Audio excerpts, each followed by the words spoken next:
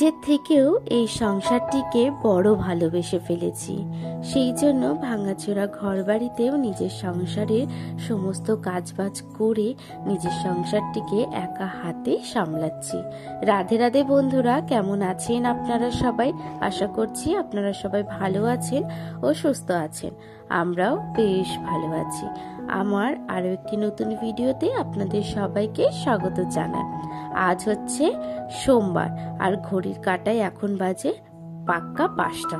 তো এখন থেকে আপনাদেরকে সাথে নিয়ে আজকের ভিডিওটি শুরু করলাম।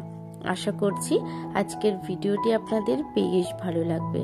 ঘুম থেকে উঠেই বাসি কাপড়টা ছেড়ে চলে গেছি সংসারের কাজগুলো করতে। নিত্যদিনের একই কাজ আমার সকালের রুটিনটা, যেরকম প্রথমেই বাসি ঘরটিকে ঝাড় দিয়ে নেওয়া, তো সেই মতনই প্রত্যেকটা রুম কিন্তু আমি ঝাড় দিয়ে চলে এসেছি বাইরের সিঁড়িগুলো এখন আমি ঝাড় দিয়ে নেব।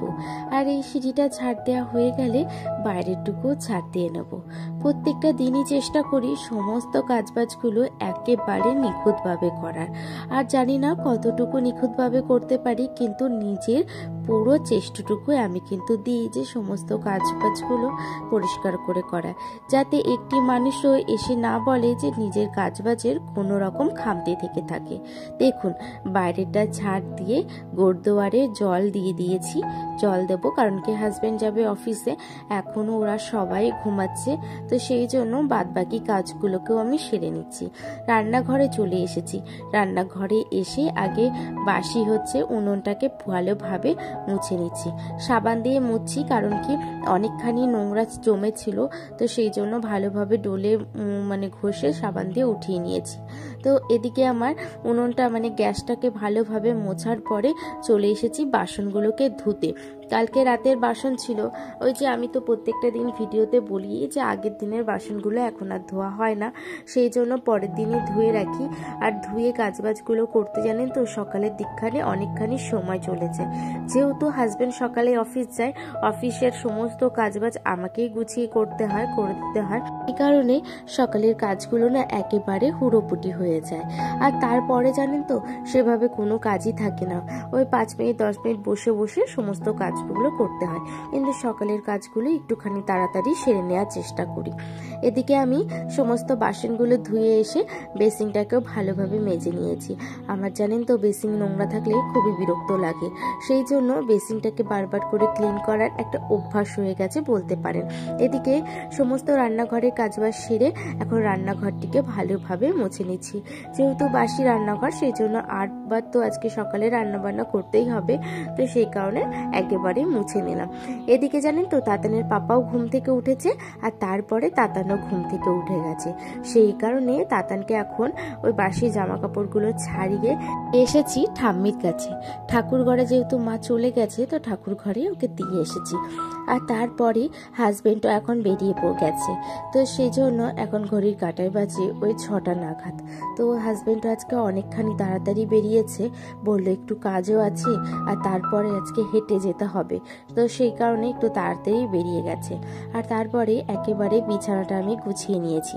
বিছানাটাকে গুছিয়ে নেওয়ার পরে তারপরে চলে যাব স্নান করতে, কারণ কি অনেকখানি বেলাও হয়ে যাচ্ছে। আর সকাল সকাল স্নান করার একটা অভ্যাস থাকলে না বেলা করে স্নান করতে একদমই ভালো লাগে না। এদিকে দেখুন, স্নান করতে তারপরে অনেকখানি সময় চলে গেছে। যেহেতু তাতানকে খাইয়েছি, তো তারপরে এত কিছু জামা প্যান্ট কাচা ধোয়া করতে করতেও কিন্তু আমার তখন 6:45 মতন বেজেই গেছিল। আর আজকে এত পরিমাণে হাওয়া দিচ্ছে, এতটাও ভালো লাগছে যে ওয়েদারটা কি বলবো, হালকা হালকা রোদ তারপরে হাওয়া দিচ্ছে, বেশ কিন্তু ভালো লাগছে। ওইদিকে ঠাকুর প্রণামটা সেরে চলে যাচ্ছি নিচে। যে কিছু লাল শাক আছে সেটাকে কেটে নেব। মা উপরে থাকতে বলেই দিয়েছিল যে লাল শাকটা কেটে নাও, তাহলে চিংড়ি মাছ দিয়ে সকালের খাওয়া দাওয়াটা হয়ে যাবে। এদিকে এসেই লাল শাকটা আমি কেটে নিচ্ছি। আর জানেন তো আমি না শাকগুলো না বেশ ভালোভাবে কাটতে পারি না, মা না খুব ঝিরিঝিরি করে কাটে, এত ছোট ছোট কাটে, দেখতে বেশ সুন্দর লাগে, কিন্তু আমি না অত ছোট ছোট করে কাটতে পারি না। তাই মা বললো লাল শাক বড় করে কাটলেও কোনো অসুবিধা নেই, তুমি নিজেই কেটে নাও। এদিকে লাল শাকটা কেটে সবাই সবার জন্য লাল শাকটা রান্না বান্না করে তারপরে সবাইকে খেতে দিয়েছি। খাওয়া দাওয়ার শেষে সমস্ত বাসনগুলোকে এখন ধুয়ে রেখে দিচ্ছি। আর তারই মধ্যে জানেন তো ঘটে গেছে এক কাণ্ড। দেখুন, রান্নাঘরের ওপরের থেকে পুরো সিমেন্ট খসে পড়ে গেছে।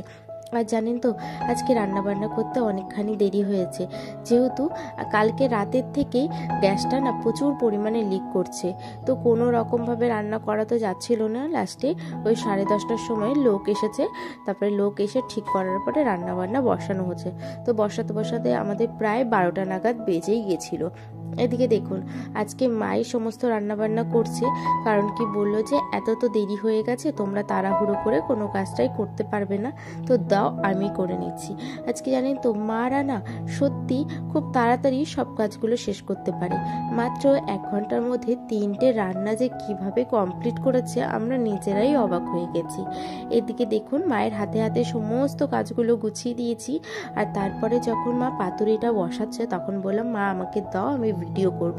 অন্যান্য কাজের তো আর ভিডিও করতে পারিনি, তো তুমি পাতুরি করার সময় অন্ততপক্ষে আমাকে বলবে, আমি তখন কিন্তু ভিডিওটা অন করব। সেই মতনই মা আবার ডেকে নিল। তখন আমি জলগুলো ভরছিলাম, তো জল ভরা বাদ দিয়ে মায়ের সাথে আমি ভিডিওটা করে জলের বোতলগুলো ভরে টেবিলে সাজিয়ে দিয়েছি। বললাম তো আজকে অনেকটা দেরি হয়ে গেছিল সমস্ত কাজবাজ করতে, সেই কারণে। তো এদিকে দেখুন চলে এসেছি ছাদে। যে জামা প্যান্টগুলো মেলেছি সেগুলো বেশ ভালোভাবে শুকিয়ে গেছে। আজকে রোদটা বেশ ভালোই দিয়েছিল, সেই কারণে ভালোভাবে শুকিয়ে গেছে। আর যে জামা প্যান্টগুলো পরে ধুয়ে দেওয়া হয়েছিল সেগুলো এখনো শুকায়নি, সেগুলোকে তাই রেখে দিলাম। আর বাদ বাকিগুলোকে ঘরে নিয়ে চলে এসেছি। ঘরে এসে দেখুন, এটা হচ্ছে যে 3 দিনের জামা প্যান্ট। 3 দিন বলতে আমরা দীঘা থেকে এসেছি জন্মাষ্টমীর দিন, তো জন্মাষ্টমীর দিন তার পরের দিন আর তার পরের দিনের জামা প্যান্টে পুরোপুরি একটা লাট হয়ে গেছে।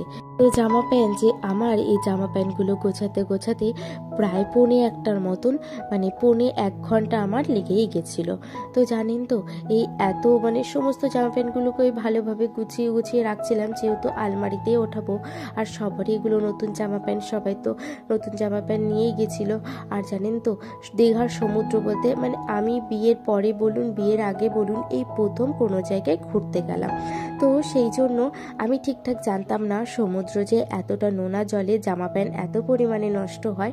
আমার এই যে লাল কুর্তিটা দেখছেন, কুর্তির সেটা আমার পুরো নতুন, শুধু একটা দিন পরেছি, তাতে এত পরিমাণে নষ্ট হয়ে গেছে যে আপনাদেরকে কি বলবো। এদিকে দেখুন 1 ঘন্টার মধ্যে আমি সমস্ত জামা প্যান্টগুলোকে গুছিয়ে তারপরে মা বলল, আসো খেতে আসো, অনেকটা বেলা হয়ে গেছে। তখন ঘড়ির কাঁটায় বাজে ঠিক 4:30। তো সেই টাইমটাতে খেয়ে দিয়ে এসে এখন কি করছি, যে জামা প্যান্টগুলোকে গুছিয়েছিলাম সেগুলোকে এখন সুন্দর করে ভাঁজ করে সাজিয়ে রাখছি। ডেলি ইউজের নাইটিগুলো আলনার মধ্যেই আমি প্রত্যেকটা দিন রাখি, সেই মতো লিখেছি। আর নতুন যে সমস্ত জামা প্যান্টগুলো ছিল সেগুলোকে আলমারিতে সুন্দর করে গুছিয়ে রেখে দিয়েছি।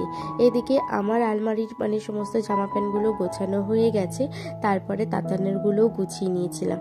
আর জানেন তো পর্দাটা কালকে রাতে হঠাৎ করে দেখে কিভাবে পড়ে গেছিল, তো সেটাকেও সকালবেলা ধুয়ে দিয়েছি।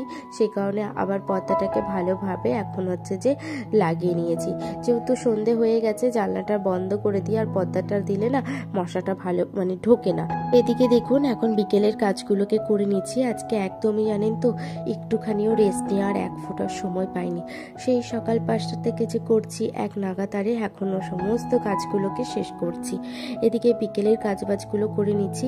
বিকেলের ঘরটা ঝাড় দেওয়াটা আমি দিয়ে দিচ্ছি, যেহেতু কিছুক্ষণের মধ্যে সন্ধে হয়ে যাবে, আর সন্ধে হয়ে গেলে আর সেই কাজগুলো তো করতে পারবো না, ওই কারণে এখনই করে নিচ্ছি। এদিকে সমস্ত ঘর বাড়িকে ঝাড় দিয়ে একেবারে হাত মুখ ধুয়ে ফ্রেশ হয়ে কাপড়টা ছেড়ে নিয়েছি, যেহেতু সন্ধেটা দেব সেই জন্য। এদিকে দেখুন সমস্ত ঘরে সন্ধেটা বুলিয়ে এনে এখন নিজের ঘরে সন্ধেটা বুলিয়ে নিয়েছি। আজকে আর ধুনোটা ধরাতে পারিনি, যেহেতু মা বললো উপরে যেতে হবে না, তুমি আজকে ধূপকাঠি দিয়ে পুরো সন্ধেটা দিয়ে দাও। এদিকে সন্ধে দিয়ে দিচ্ছি, তারই মধ্যে পিসি এসেছিল।